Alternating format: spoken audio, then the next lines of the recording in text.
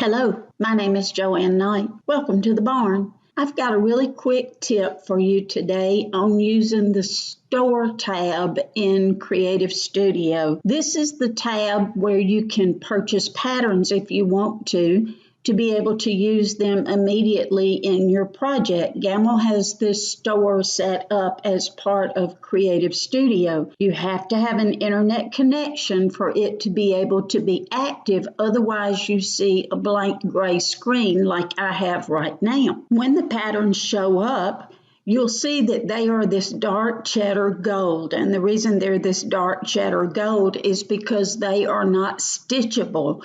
You have to purchase them and download them before they will become part of your database and you can be able to use them.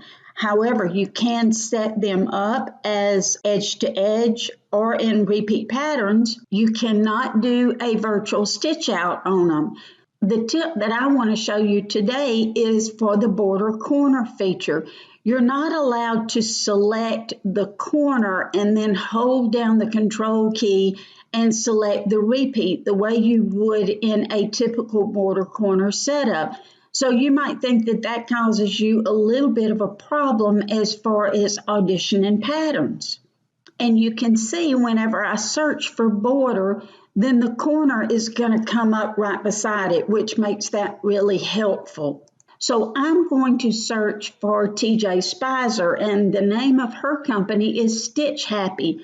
So when I put that search in, it's going to look through all those patterns and it's going to find the ones that belong to TJ. Now, it may take a minute because of your different internets, and ours at the river is really slow.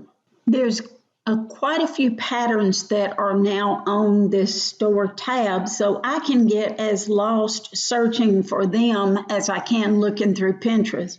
Let me show you what I mean. If I select this corner pattern right here and I hold down the control key and select this one, you see it toggles back and forth between the two. It won't let me use border corner.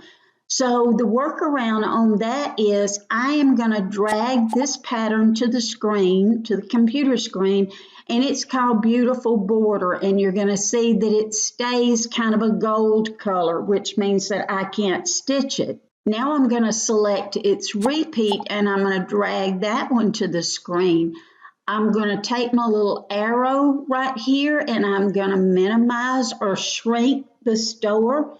And I'm going to go to my project tab and you can see that both of those patterns have been added to my project, because that's one of the ways that we can add patterns is to drag them to the computer screen. Now I can select the corner, hold down the control key, and I can go to the border corner icon and it's going to give me a new quilt group. And I can use border corner just like I would if I were using it on my stitcher, because I'm in standalone mode, which is where I do a lot of my design work. That's a pretty crooked border there.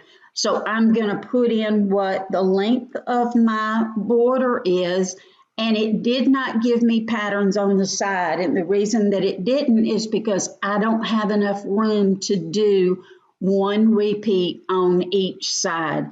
I'm going to say okay, and now I can see what these patterns are going to look like. And if I had drawn a straighter border, then they would look really nice in there, but you get the idea. So that's just a little quick workaround to be able to use the Store tab to audition border corner patterns.